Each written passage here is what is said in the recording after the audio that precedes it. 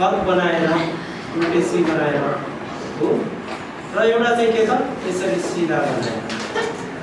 तर यो गको चाहिँ के हुनुपर्छ त भन्दा ग दुईटामा जुन लेख्ने पाइन्छ, तर गको एउटा नियम के हुनुपर्छ त भन्दा यो अगाडिको भागभन्दा पछाडिको भाग लामो हुनुपर्छ है।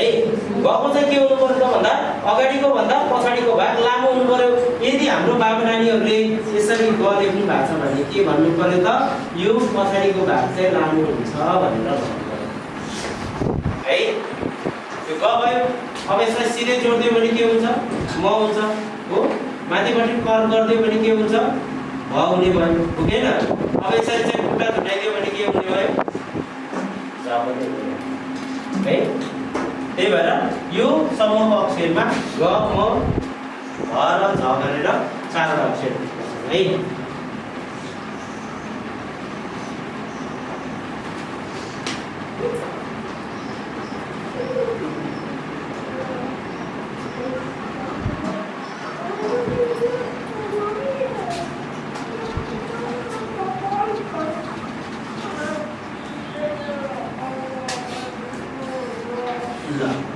अब यो समूहको अक्षरमा अझ हेर्न पर्ने कुरा भनेको एउटा छ है।